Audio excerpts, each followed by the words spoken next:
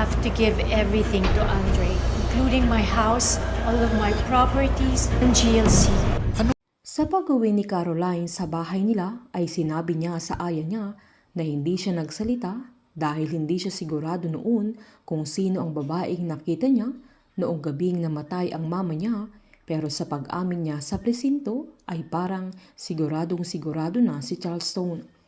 Nagpalusot naman ang aya niya na noon ay hindi siya sigurado dahil ang tagal na noong huling nagkita niya, pero nakita niya ang mukha ni Annie Mariano ay bumalik sa kanya lahat na yun yung mukhang nakita niya noon, pero ang totoo ay likod ng babae ang nahagilap niya at hindi niya nakita yung mukha ng babae noong gabing yun, pero nanindigan pa rin siyang sigurado siya sa nakita niya.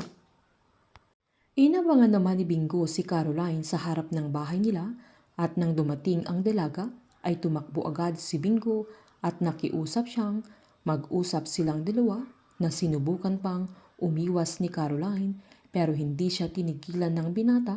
kaya pinapasok din niya si Bingo sa bahay nila. Sinubukang magpaliwanag ng binata na hindi yun magagawa ng nanay niya, na pwedeng tumanggap siya ng pera noon pero hindi siya mamamatay tao, na sinumbat naman ni Caroline na naniniwala siya sa nanay niya. Sabay sinumbat niyang ang alam niya ay galit ang binata kay Annie na sinusumpa pa niya noon, tas susugod na siya ngayon para ipagtanggol ang nanay niya, na pinagbintangan pa niya ang binata na dahil sa kanila na ang GLC ay yun na ang nagpabago kay Bingo.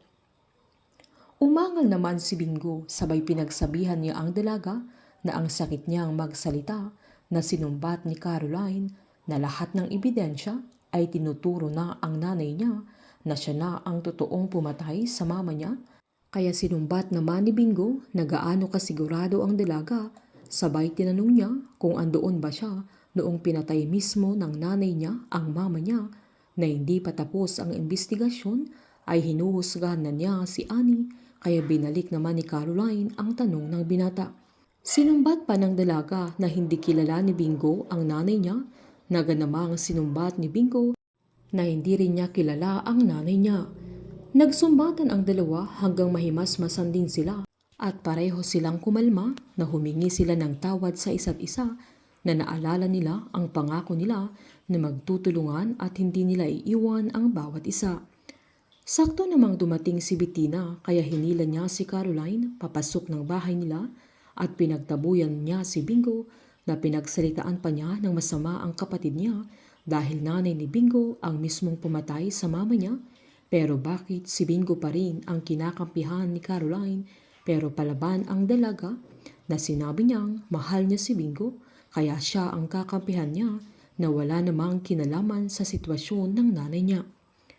Habang uutusan na ni Annie si Sherwin na ipapangalan na niya kay Bingo ang lahat ng kayamanan niya at bahay niya, lahat ng properties niya, pati ang GLC, na makikita na rin ni Bingo ang ex-husband ni Annie, na siya ang dahilan kung bakit yumaman ang nanay niya at hindi siya tututol, na si Bingo na ang magiging tagapagmana sa lahat ng yaman ni Annie. Painit ng painit ang mga tagpo, sabay-sabay po nating subaybayan ang advance episode at ang nalalapit na pagtatapos ng Can't Buy Me Love dito po sa aking channel.